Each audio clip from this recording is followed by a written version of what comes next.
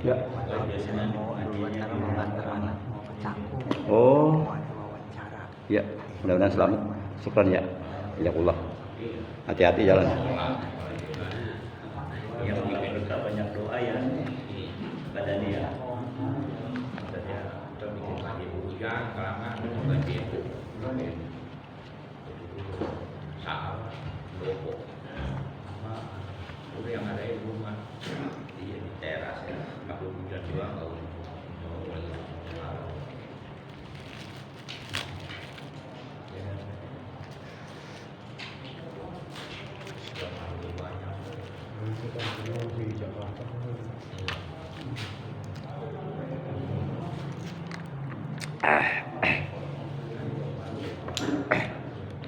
Assalamualaikum warahmatullahi wabarakatuh. Waalaikumsalam warahmatullahi wabarakatuh. A'udzu billahi minasy syaithanir rajim.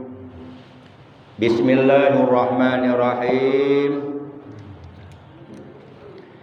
Alhamdulillahilladzi arsala rasulahu bil huda wa dinil haqq liyudhhirahu 'alad dini kullih wa kafa billahi syahida. Asyhadu an la ilaha illallah wahdahu la syarikalah wa asyhadu anna sayyidana Muhammadan 'abduhu wa rasuluh alladzi la nabiyya wa la rasula ba'dah. Allahumma salli wa sallim wa barik wa syarrif wa karrim ala hajan nabiyil karim war rasulis sanadil azim sayyidina wa habibina wa syafi'ina wa qurrati a'yunina wa maulana Muhammad wa ala alihi wa ashabihi alladhina jahadu fi sabilillah bisaybil mujahadah bil hikmati wal kalam amma ba'd. Faqad qala Allah tabaraka wa ta'ala azza wa jalla fi kitabihil karim wa huwa asdaqul qailin. A'udzu billahi minasy syaithanir rajim. Bismillahirrahmanirrahim. Inna a'tainakal kautsar Fasalli li rabbika wanhar inna syani'aka huwal abtar. Wa qala nabiyuna sayyiduna Muhammadun sallallahu alaihi wasallam man shalla bi salatina wa nasaka nusukana fahuwa minna wa man lam yusalli salatana wa lam yudhi falaysa minna in kana ghaniyan. Sadaqallahu maulana al-azimul karim wa sadaqa rasuluhun nabiyul habibul karim wa nahnu ala dzalika minasy syahidina wasyakirin walhamdulillahi rabbil alamin. Ma'asyiral muslimin, saudaraku seiman seagama seakidah, segenap jamaah majlisul ilmi, jamaah pengajian rutin hari Sabtu ba'da subuh musalla Nurul Hidayah RT 05 RW 07 Komplek TNI AD Dit Bekang Cibarusa Asri yang seluruhnya tanpa kecuali yang al-fakir hormati, yang dimuliakan oleh Allah, rahimakumullah wa hadakumullah wa hafidhakumullah, amin ya Allah ya rabbal alamin. Segala puji adalah milik Allah. Salawat dan salam semoga tetap dilimpahkan selalu atas kekasihnya Allah, panutan kita yang mulia, baginda tercinta, ikutan kita, Nabi Agung Nabiullah Muhammad sallallahu alaihi wasallam beserta seluruh keluarga beliau, para sahabat beliau, dan seluruh pengikut beliau yang tetap setia, yang tetap cinta kepada beliau dan selalu berusaha membuktikan kecintaannya, kesetiaannya kepada beliau, di antaranya dengan cara menjalankan segala perintah-perintah beliau, dengan cara menjauhi segala larangan-larangan beliau, juga dengan cara istiqomah dalam menghidupkan dan mengamalkan sunnah-sunnah beliau serta melaksanakan apa-apa yang telah diwasiatkan oleh beliau.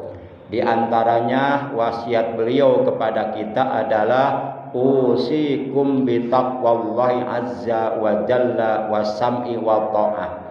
Beliau bersabda, aku berwasiat kepada kalian agar hendaknya kalian senantiasa bertakwa kepada Allah azza wa jalla dan senantiasa mendengarkan nasihat-nasihat agama yang disampaikan oleh para alim ulama, oleh para guru-guru kita, dan tetap istiqomah dalam mentaati perintah-perintah Allah dan perintah-perintah Rasulnya. Mudah-mudahan kita semua yang hadir, juga keluarga kita, saudara-saudara kita, oleh Allah selalu diberikan sehat walafiat, jahiratan au kanat batinah fi taatillah wa fi taati Rasulillah, senantiasa diberikan kemudahan, kelancaran dalam segala aktivitas kita, dalam segala urusan kita, di dalam keseharian kita. Kemudian istri kita, anak-anak kita semoga selalu disehatkan, khusus istri saya sendiri yang sedang dalam keadaan sakit, semoga lekas disembuhkan dari sakitnya, disehatkan kembali seperti sedia kala, sehingga ia dapat beraktivitas di dalam kesehariannya dengan baik, dengan lancar, terutama dapat melaksanakan ibadah dengan baik dan dengan lancar. Kemudian anak-anak kita doakan semoga mereka menjadi orang-orang yang solih dan solihah, yang berilmu manfaat, berguna bagi agama, bangsa dan negara. Amin ya Allah ya Rabbal Alamin. Yang sedang sakit siapapun semoga lekas disembuhkan. Amin ya Allah ya Rabbal Alamin. Ma'asyiral muslimin yang dimuliakan oleh Allah Subhanahu wa taala, bersyukur kita kepada Allah bahwa kita oleh Allah masih dianugerahi nikmat umur, juga nikmat sehat, serta nikmat-nikmat yang lainnya, terutama nikmat iman, Islam dan ihsan. Sehingga alhamdulillah pada hari ini, hari Sabtu, setelah kita selesai menunaikan kewajiban sholat subuh dengan berjamaah, kita dapat hadir duduk berkumpul bersama-sama di majlis ilmu yang mulia ini, di pengajian rutin yang kita cintai ini. Hari ini kita sudah memasuki hari yang ke-28 di bulan Dzulqa'dah 1447 Hijriah, bertepatan dengan hari yang ke-16 di bulan Mei 2026. Dan taklim rutin kita pada hari ini adalah pertemuan yang ke-661. Baiklah para jamaah, sebagaimana biasa taklim rutin kita dari dahulu sampai sekarang dan sampai pada masa-masa yang akan datang selalu diawali dengan melakukan 3 hal.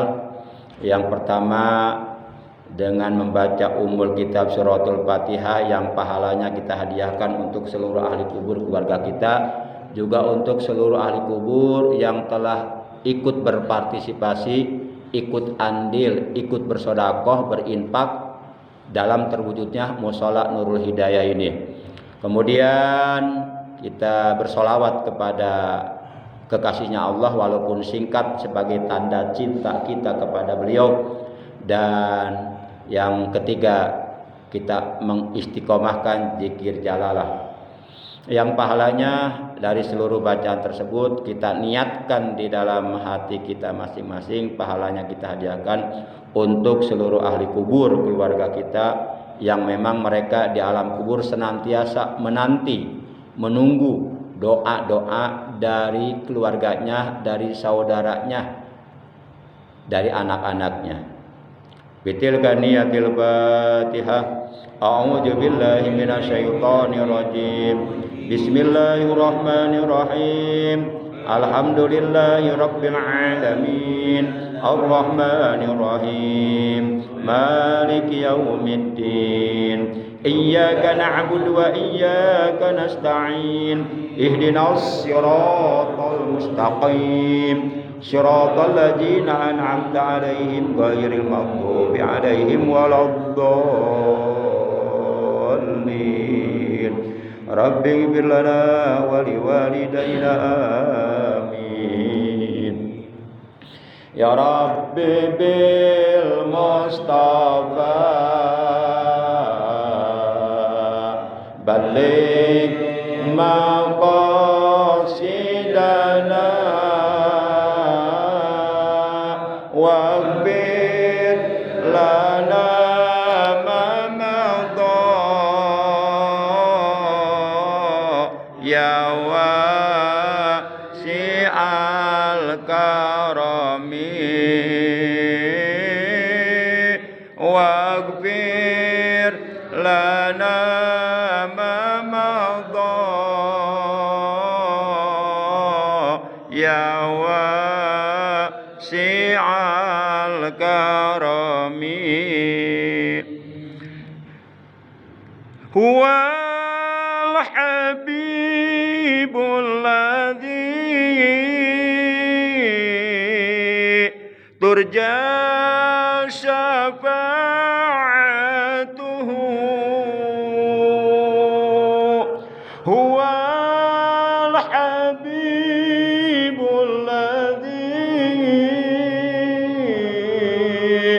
ترجى شفاعته لكل هول من الأهوال مقتحم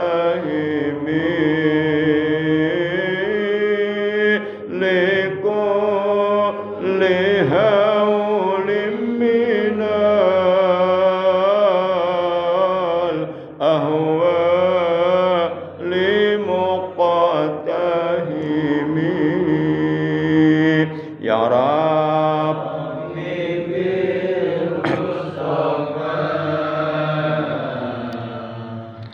بلغ مقاصدنا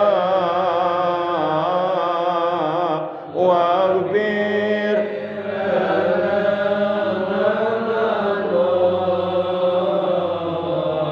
يا واسع الكرم واغفر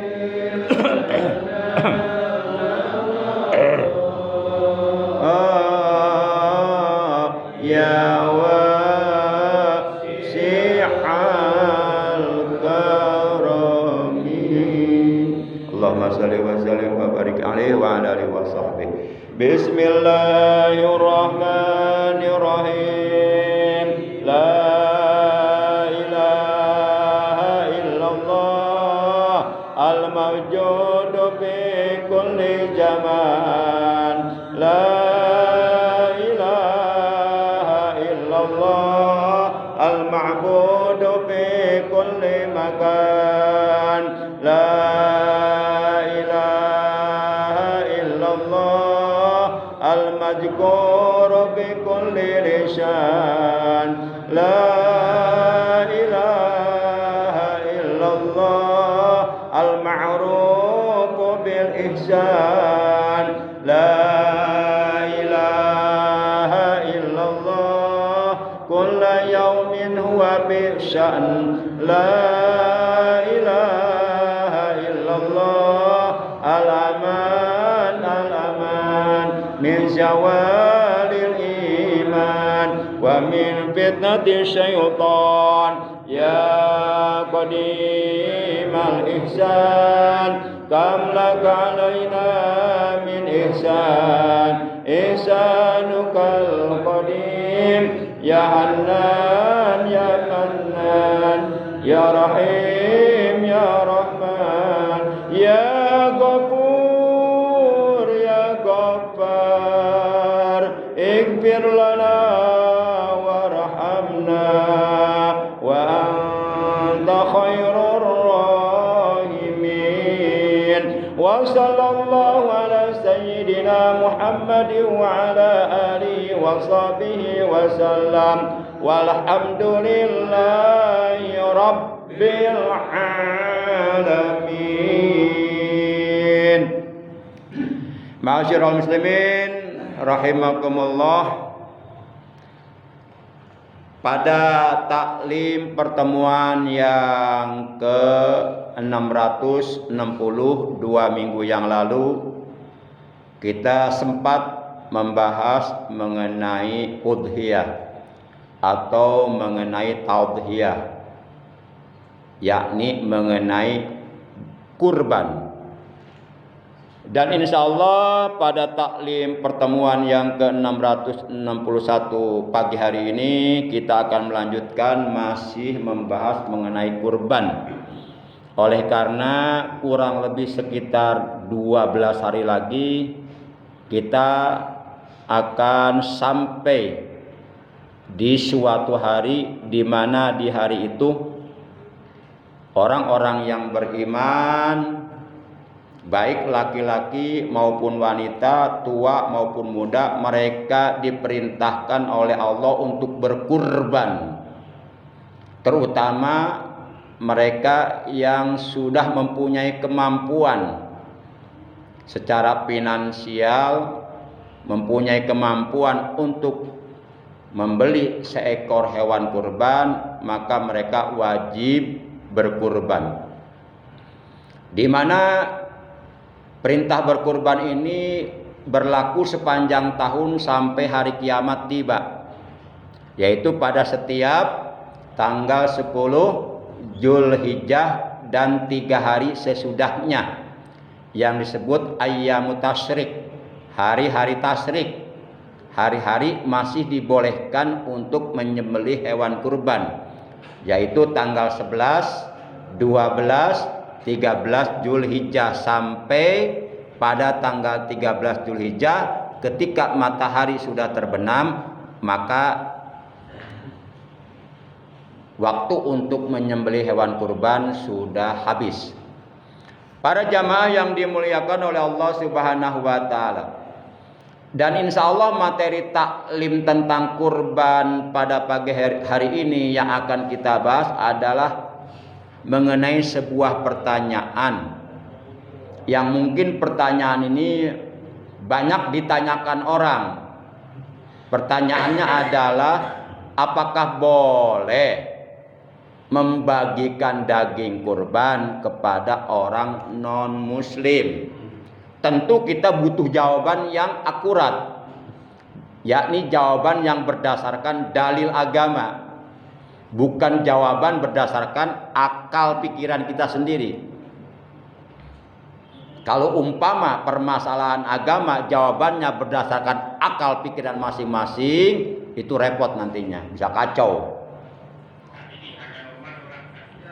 Para jamaah yang dimuliakan oleh Allah Subhanahu wa taala, sebelum kita masuk pembahasan mengenai apakah boleh membagikan daging hewan kurban kepada orang non-muslim,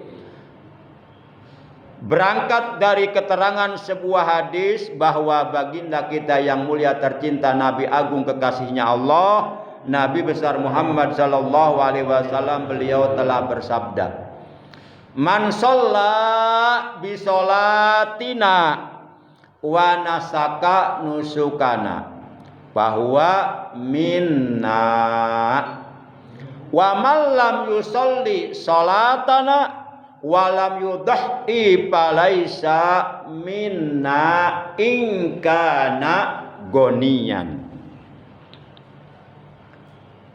Kata Rasulullah, man sholla bi sholatina, barang siapa yang mengerjakan sholat seperti sholat kami, kemudian wanasaka nusukana, dan ia beribadah seperti ibadah yang kami lakukan. Barang siapa yang mengerjakan sholat dan beribadah kepada Allah seperti apa yang telah diajarkan, apa yang telah dicontohkan oleh Rasulullah Shallallahu Alaihi Wasallam, bahwa minni, maka dia itu termasuk dari golongan kami, termasuk dari golongan umat kami. Dengan kategori lain, bahwa Rasulullah mengatakan kepada kita, jikalau kita ingin termasuk ke dalam golongan umat beliau dan mengharapkan syafaatul ujma dari beliau di hari kiamat, mengharapkan air telaga beliau, mengharapkan bertemu beliau nanti di dalam sorga, menemani beliau di dalam sorga, maka beribadahlah kepada Allah sebagaimana Rasulullah beribadah. Maka kerjakanlah sholat sebagaimana Rasulullah juga mengerjakan sholat. Wa man lam yusolli, dan sebaliknya wa man lam yusolli, dan barang siapa yang tidak mengerjakan sholat, sholatana akan sholat kami. Kemudian walam yudhi, dan ia tidak mau berkurban. Sholat mah sholat, tapi setiap tahun manakala bulan Dzulhijjah tiba, tidak ada keinginan sama sekali untuk berkurban. Padahal ia orang yang kaya, padahal uangnya banyak, padahal usahanya di mana-mana, padahal harta kekayaannya berlimpah. Tapi setiap bulan Dzulhijjah tiba, sedikit pun tidak terbesit di dalam hatinya keinginan untuk berkurban. Kenapa? Mungkin dia sayang akan hartanya. Yang jelas dia punya penyakit bakhil, bin kikir, bin pelit, bin apa Pak Jepri?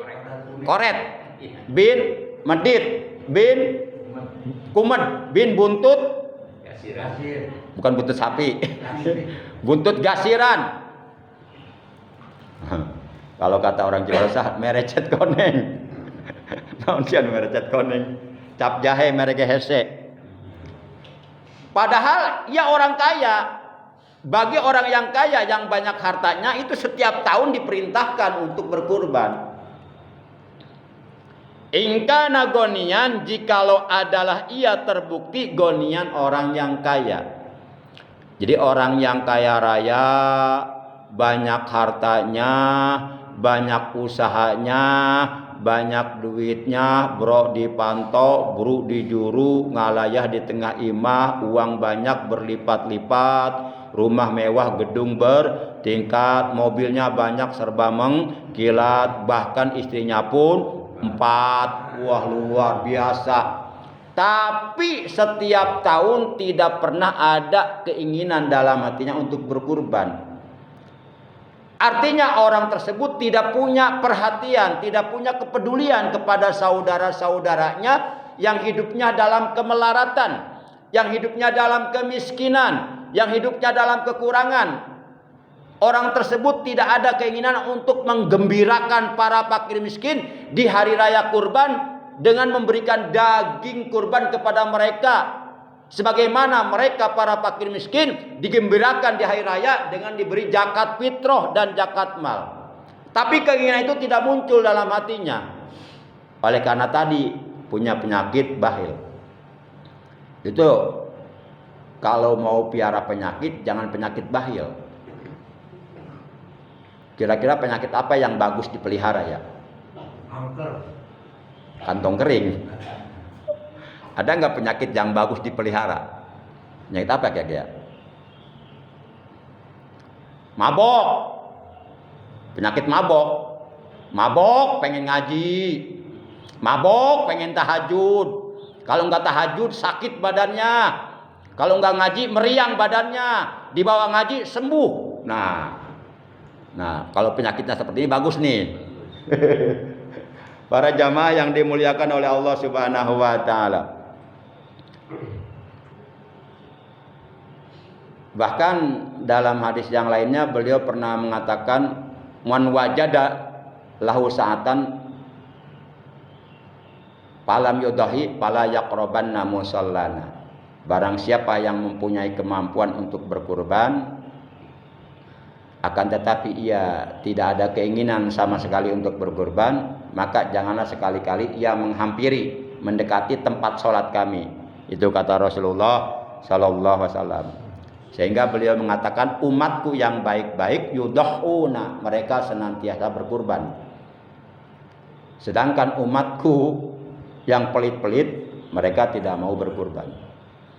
Para jamaah yang dimuliakan oleh Allah Subhanahu wa taala. Kemudian perintah berkurban ini jelas ada dalam Al-Qur'an surah 108, yaitu surah Al-Kautsar.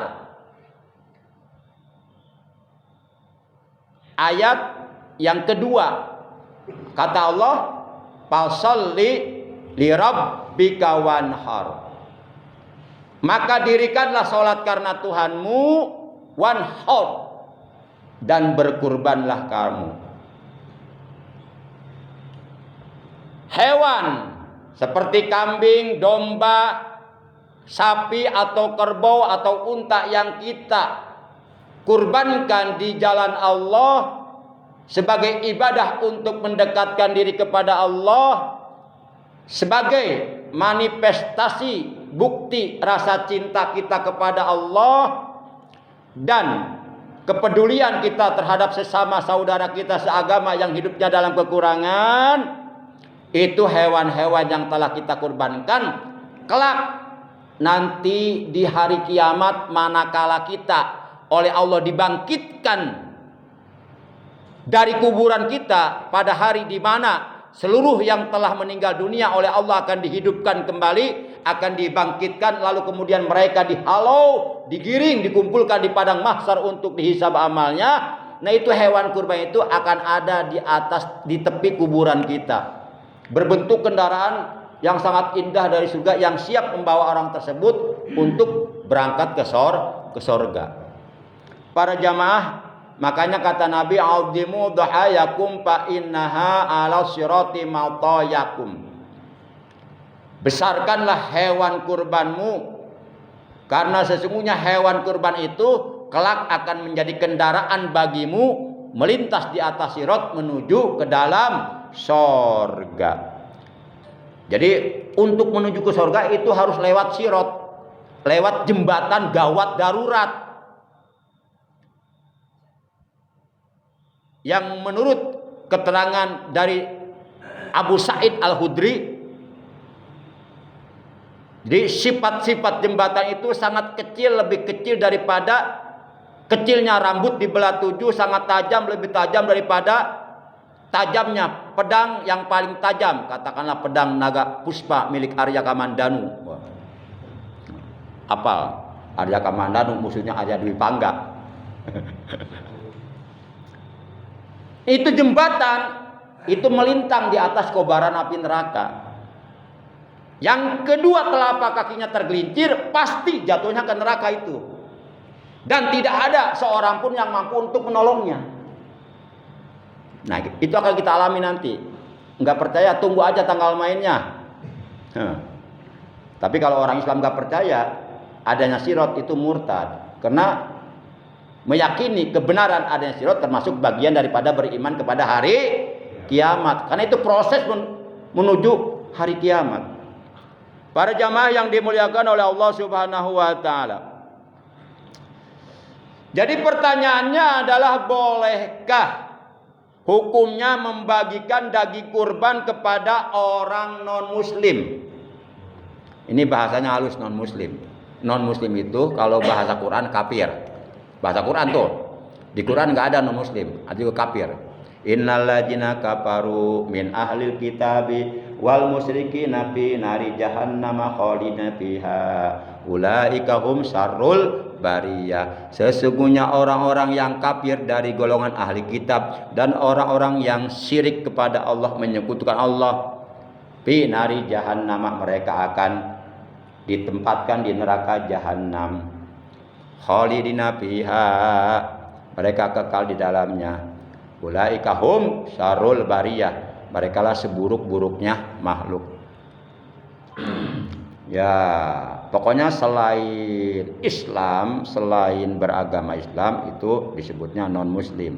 Non-muslim itu bisa beragama Buddha, bisa beragama Hindu, bisa beragama Kristen dan sebagainya. Para jamaah yang dimuliakan oleh Allah Subhanahu wa taala.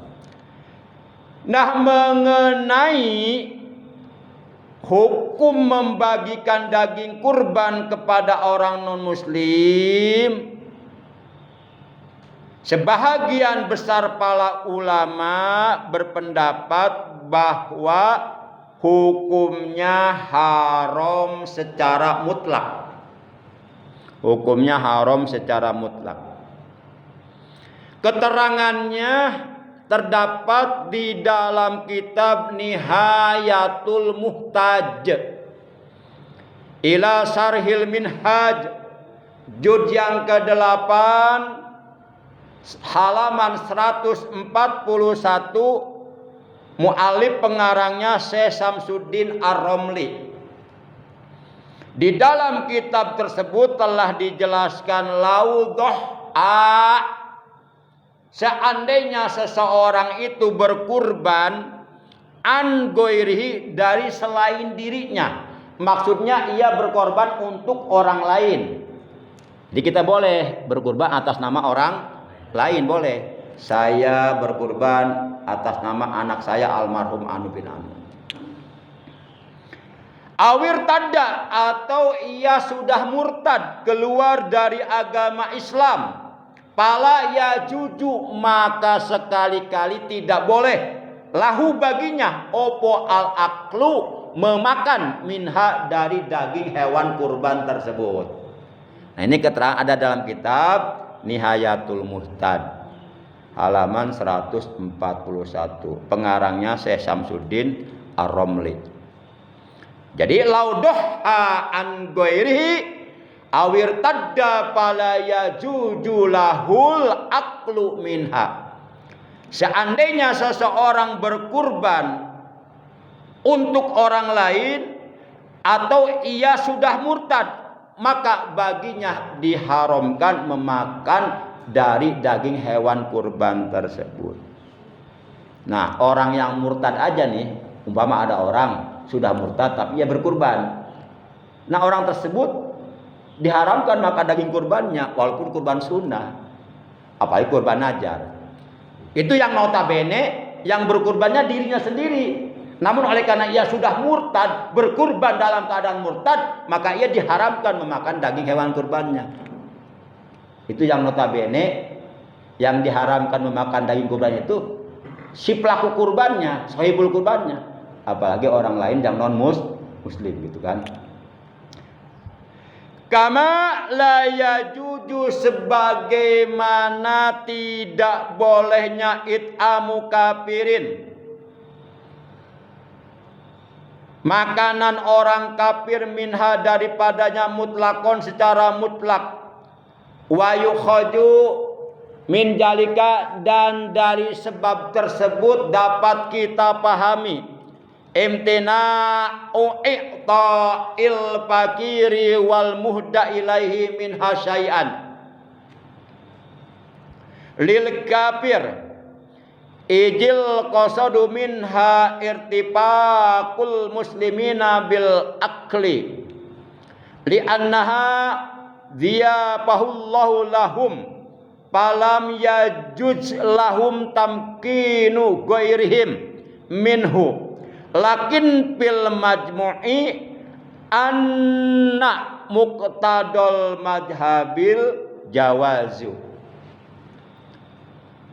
Apabila seseorang berkurban untuk orang lain atau ia menjadi murtad, maka ia tidak boleh memakan daging kurban tersebut. Sebagaimana tidak boleh memberikan makan dengan daging kurban kepada orang kafir. Nah, begitu. Secara mutlak. Secara mutlak. Kalau mutlak berarti tidak ada tawar-menawar lagi, udah mutlak. Dari sini dapat dipahami bahwa orang fakir atau orang kaya jika diberi oleh yang berkurban, maka ia tidak boleh memberikan sedikit pun kepada orang kafir. Misal nih, ada orang berkurban, kita dikasih tuh daging hewan kurban dari dia, maka daging hewan kurban pemberian dari orang tersebut tidak boleh kita berikan kepada orang kafir. Sebab tujuan dari disyariatkannya berkurban apa? Tujuannya adalah memberikan belas kasih atau menggembirakan kepada kaum muslimin dengan memberi makan kepada mereka dari daging hewan kurban tersebut. Jadi salah satu di antara tujuan disyariatkannya berkurban adalah untuk menggembirakan para fakir miskin dari kalangan umat Islam, supaya mereka hatinya bergembira di hari raya kurban bisa makan daging. Dan hari raya kurban ini hari rayanya umat siapa? Umat Islam apa umat non muslim? Islam. Bukan hari raya mereka. Maka orang Islam juga yang harus di samping merayakannya juga menikmatinya. Karena kurban itu sendiri adalah jamuan Allah untuk mereka, maka tidak boleh bagi mereka memberikan daging kurban kepada selain mereka. Tuh, jadi tidak boleh memberikan daging kurban kepada selain mereka. Mereka di sini maksudnya orang-orang Islam. Jadi mutlak harus kepada orang Islam. Tapi di sini ada kelanjutannya. Akan tetapi menurut pendapat ketentuan mazhab Syafi'i di dalam kitab Al-Majmu' Syarhul Muhajjab, syarah kitab Muhajjab cenderung membolehkannya. Nah, baik para jamaah. Lalu kemudian muncul sebuah pertanyaan, adakah ulama yang membolehkan?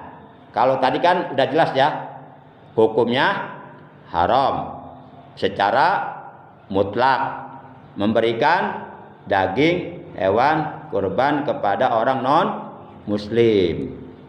Tadi udah dijelaskan tuh dalilnya, alasannya. Kemudian muncul pertanyaan, adakah ulama yang membolehkannya?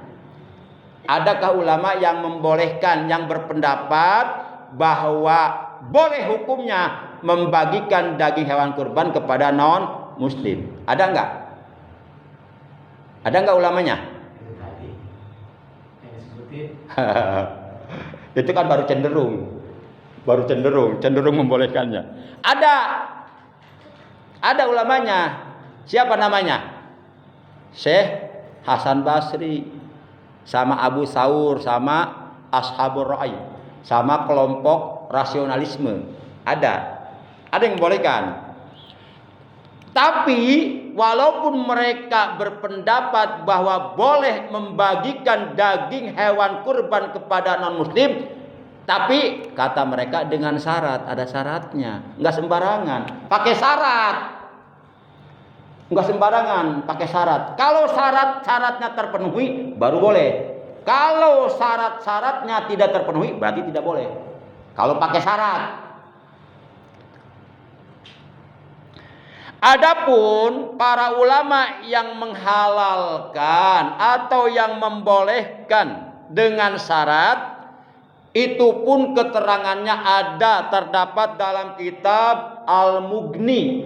Kitab Al-Mughni juz 11 halaman 105. Kitab Al-Mughni juz 11 halaman 105. Pengarangnya Ibnu Qudamah. Mu'allif, musannif pengarang kitab Al-Mughni Ibnu Qudamah.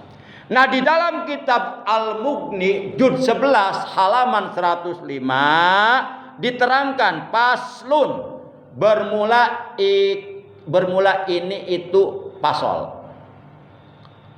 Waktu saya mondok di Cianjur di Abu Khalil Al-Junaidi, pondok pesantren Raudhatul Mubtadiin, Kampung Joglo, Pacet, Cipanas, Cianjur, itu logatnya kan logat Jawa. Paslun utawi ikilah iku pasol sawiji rupane pasol gitu.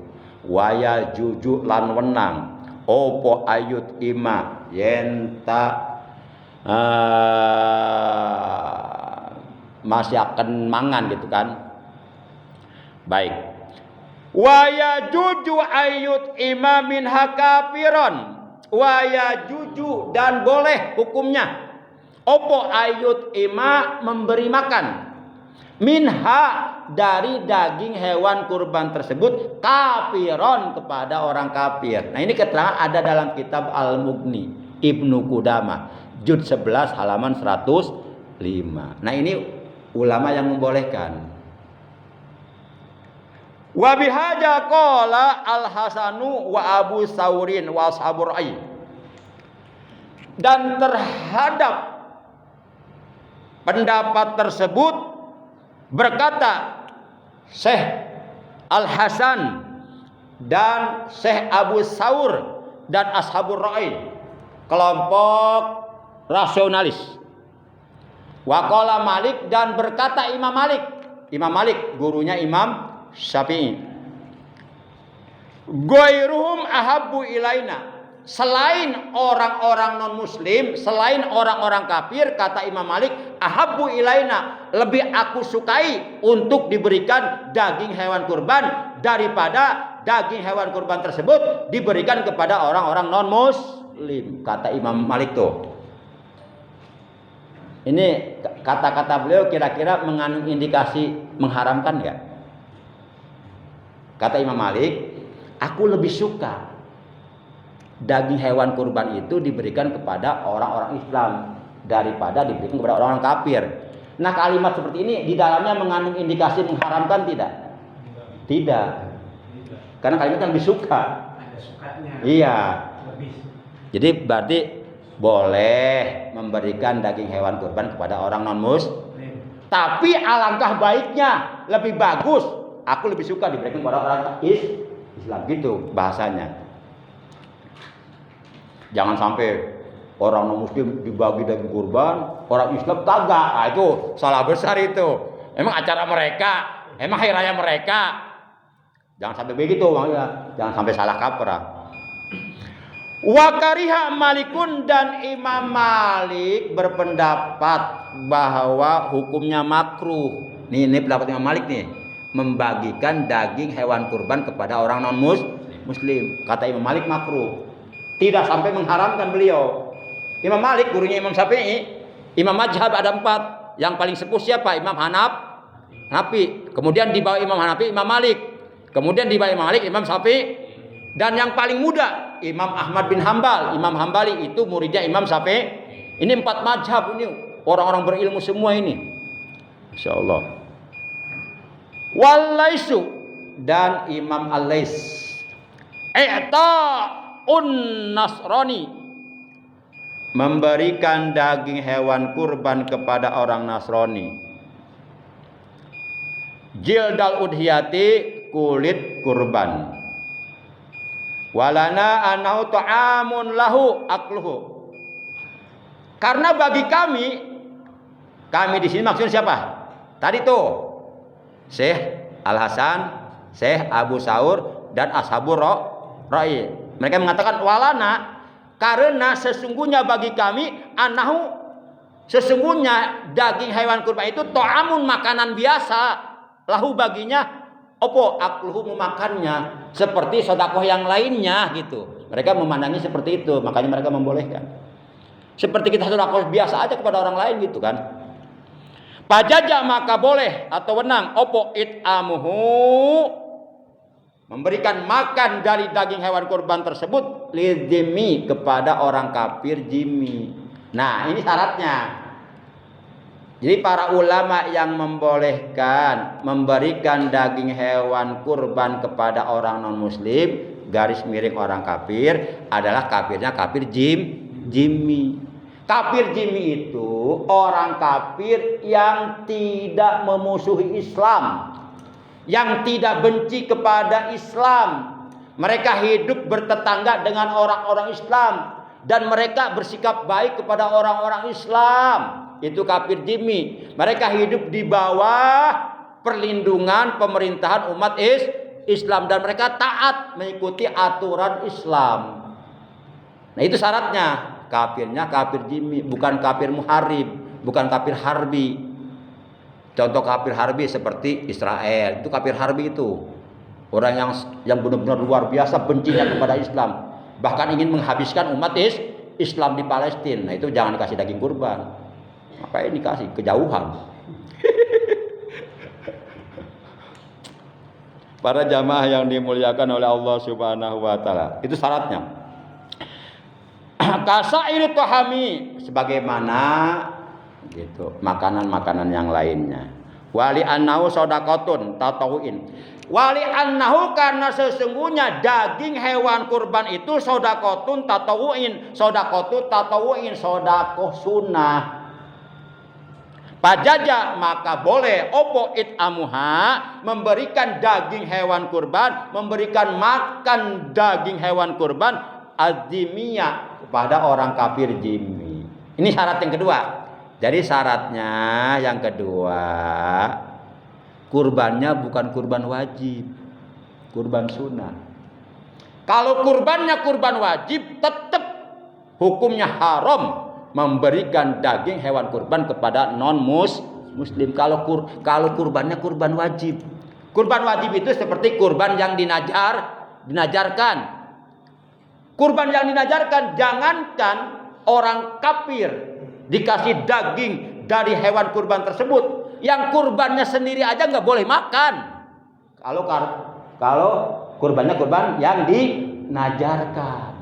Misal ada orang najar nih, kalau saya tanah yang sebelah sono laku, umpama nih, laku 4 miliar, saya najar janji kepada Allah, saya akan berkurban tahun depan. Ternyata laku. Nah, maka wajib orang tersebut untuk berkurban tahun depan. Kalau enggak, dosa besar. Dan orang tersebut tidak boleh makan daging kurbannya karena dinajar. Dan termasuk kurban yang hukumnya wajib adalah seseorang yang ketika berkurban niatnya bukan niat kurban sunnah. Contoh, kan di innamal a'malu binniyat, segala amal tergantung niat. Termasuk berkurban juga harus niat. Kalau enggak niat, enggak sah kurbannya. Salat harus niat, zakat harus niat, ibadah haji harus niat, puasa harus niat, termasuk berkurban juga harus niat. Nah, kalau umpama seseorang berkurban niatnya nawaitul udhiyata lillahi ta'ala, aku niat berkurban karena Allah, itu kurbannya jadi wajib baginya dan dia enggak boleh makan dagingnya. Nah, supaya tidak jadi wajib, menggunakan kalimat al-masnunata, nawaitul udhiyatal masnunata lillahi ta'ala. Artinya aku niat kurban sunnah karena Allah ta'ala. Jadi di dalam niat harus terdapat kata-kata sunnah. Kalau tidak, maka jadi wajib itu kurbannya. Para jamaah yang dimuliakan oleh Allah Subhanahu wa taala. Wal asyiru kasari shadaqatal tawwi. Fa amma shadaqatul wajibatu minha fala yujaji'u dab'uha ila kafirin li anna shadaqatun wajibatun fa asbahati zakata wa kafaratal yamin. Fa amma shadaqatul wajibatu, maka adapun bermula sedekah yang hukumnya wajib. Kan berkurban itu sebenarnya lebih afdol daripada sedekah. Al-udhiyatu afdalu minas sedekah. Berkurban itu membagikan daging hewan kurban kepada para fakir miskin itu lebih afdol, lebih utama daripada sedekah yang lainnya.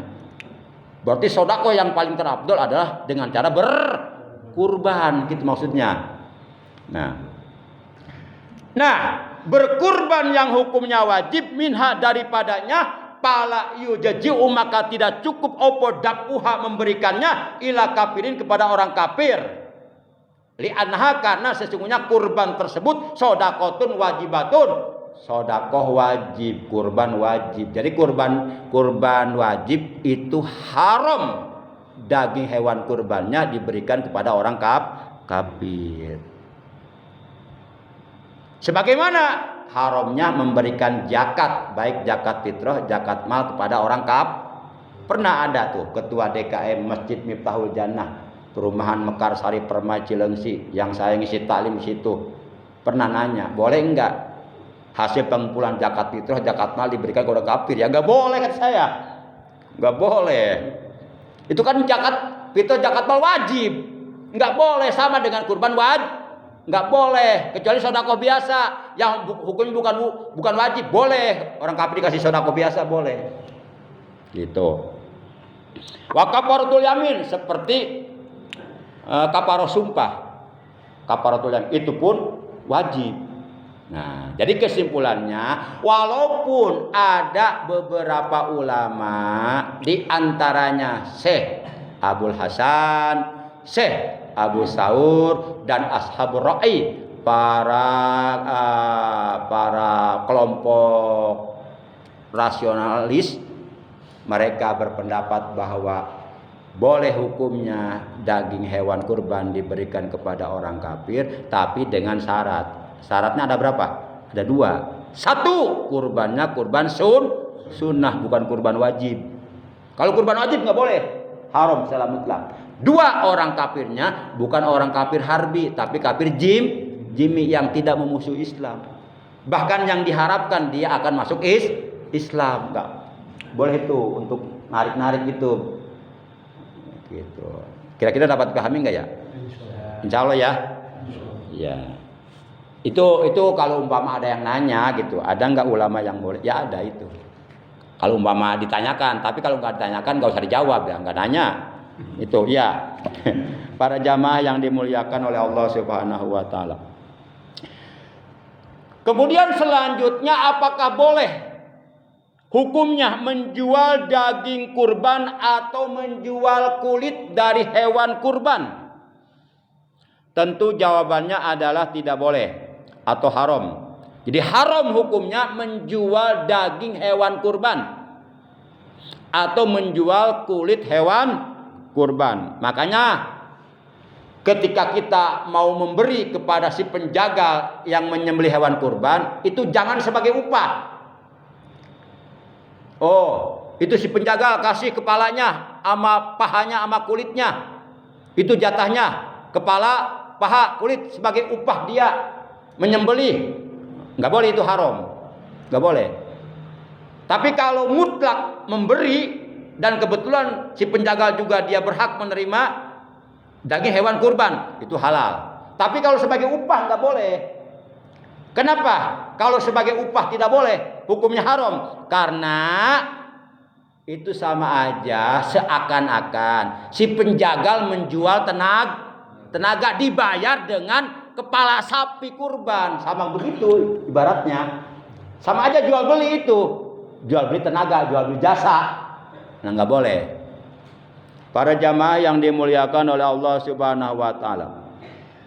Hal ini berdasarkan keterangan dalam sebuah hadis yang diriwayatkan oleh Imam Ahmad dari Abu Sa'id radhiyallahu taala anhu, ia berkata, anna Rasulullah sallallahu alaihi wasallam qaal, bahwasanya Rasulullah sallallahu alaihi wasallam beliau telah bersabda, la tabi'u luhumal hadayi wal adahi wa kulu wa tasaddaqu wastamti'u bijuludiha wala tabi'uha.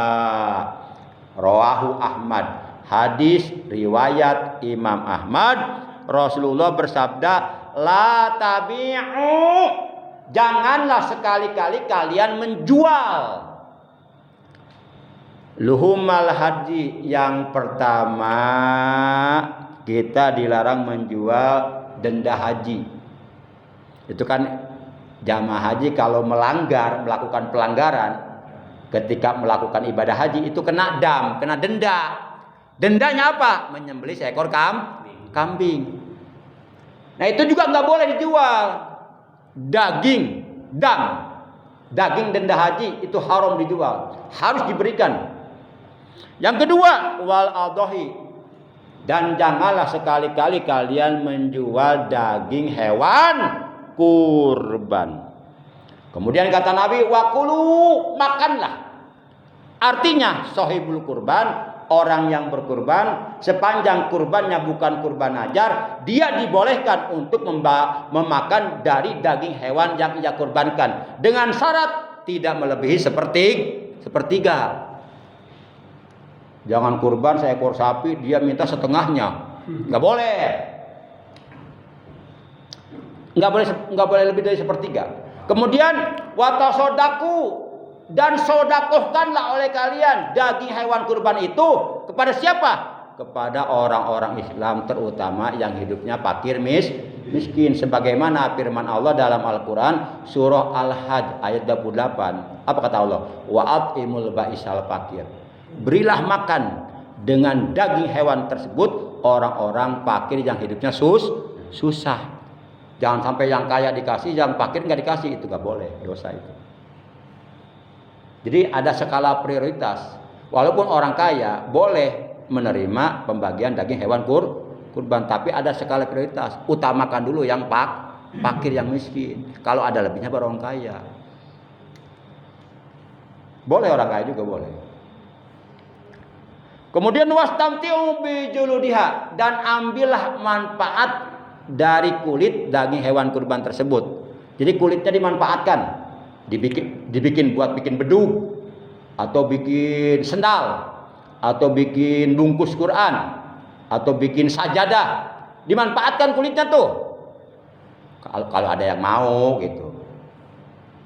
Kemudian wala tabi'uha, dan janganlah sekali-kali kalian menjual kulit hewan kurban. Jadi nggak boleh kita menjual daging kurban, bahkan menjual kulit hewan kurban juga nggak boleh. Rupanya pembahasan tentang kurban cukup. Sebelum ditutup barangkali ada yang mau bertanya gitu. Itu pun kalau ada. Kalau nggak ada juga nggak apa-apa. Ya, gitu. Silahkan kalau mau bertanya, saya kasih kesempatan. Tanya Kiai. Iya, ya Pak Warsono dulu.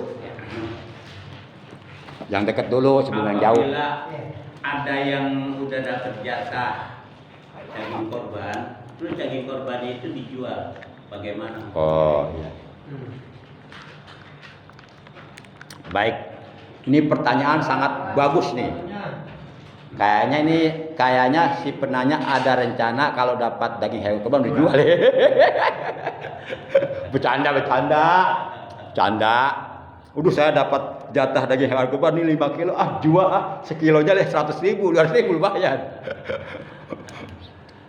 Baik. Nah, yang diharamkan itu, yang ditidakbolehkan itu menjual daging hewan kurban sebelum dibagikan kepada yang berhak menerimanya. Misal nih, seseorang dipercaya untuk mengurus hewan kurban dari mulai menyembelih dan seterusnya sampai membagikan. Tapi dia ambil tuh 5 kilo, dia jual, itu gak boleh. Tapi kalau seseorang dapat jatah, dapat bagian dari daging hewan kurban yang diberikan oleh panitia penyembelihan hewan kurban di masjid, katakanlah dapat bagian 1 kilo.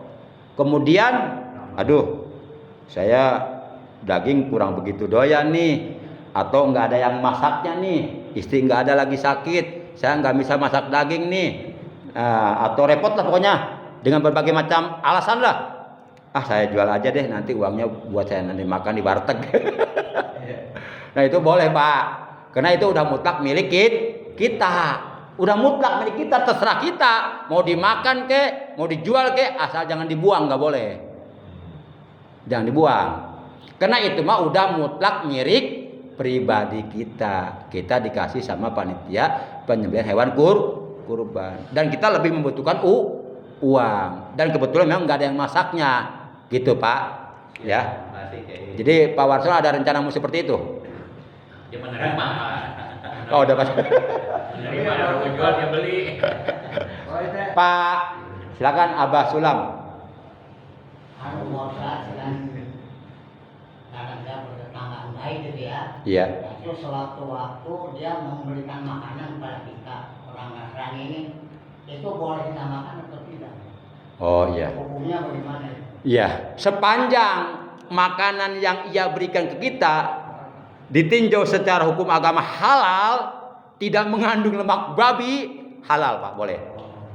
Tapi kita harus hati-hati. Ya, harus hati-hati. Halal sepanjang makanannya yang diberikan kepada kita makanan halal. Tapi kalau dikasih babi jangan Pak, jangan dimakan. Umpama. Tapi kan kita harus hati-hati.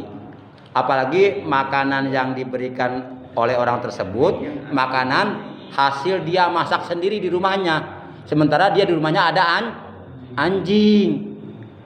Anjing di rumahnya kan jilatin kualinya, apanya gitu alat masak. Kita kan nggak tahu kalau dijilatin. Nah itu maksudnya harus hati-hati kesana, hati-hati, gitu Pak. Jadi kalau secara hukum halal, karena al hukmu bi johir, yang dihukumi dalam ilmu fikih yang johir yang nyata-nyata. Kalau memang kenyataannya ini makanan halal ya halal udah, gitu. Jadi halal dimakan. Halal Pak. Yang penting halal. Ada tulisannya halal. Iya. Yang lain nggak ada, udah ya. Cukup ya. Baik para jamaah yang dimuliakan oleh Allah Subhanahu wa taala. Demikian talim kita pagi hari ini, kurang lebihnya al-fakir mohon maaf. Terima kasih atas kehadirannya, atas perhatiannya. Mudah-mudahan ilmu kita oleh Allah ditambah dengan ilmu yang bermanfaat, ilmu yang barokah, ilmu yang disertai hidayah, ilmu yang dapat mendekatkan diri kepada Allah lebih dekat lagi. Karena dengan bertambahnya ilmu, insya Allah akan bertambah kebaikan kita. Dengan bertambahnya kebaikan kita, insya Allah akan bertambah berkah hidup kita. Maka barang siapa yang ingin bertambah berkah hidupnya, maka lakukanlah kebaikan-kebaikan. Dan barang siapa yang ingin bisa melakukan kebaikan-kebaikan dan berpahala menimbulkan keberkahan, maka lakukanlah kebaikan itu dengan ilmu. Karena sebanyak apapun kebaikan yang kita lakukan, kalau tidak dengan ilmu itu nggak akan menjadi kebaikan, akan sia-sia. Apalagi mendatangkan keberkahan, sama sekali tidak. Baiklah para jamaah, mari kita tutup talim kita dengan ucapan hamdalah. Alhamdulillahirabbil alamin. Subhanakallahumma wa bihamdika asyhadu an la ilaha illa anta wahdaka la syarika laka astaghfiruka wa atubu ilaik. Astaghfirullah rabbal baraya astaghfirullah minal khataya astaghfirullah rabbal baraya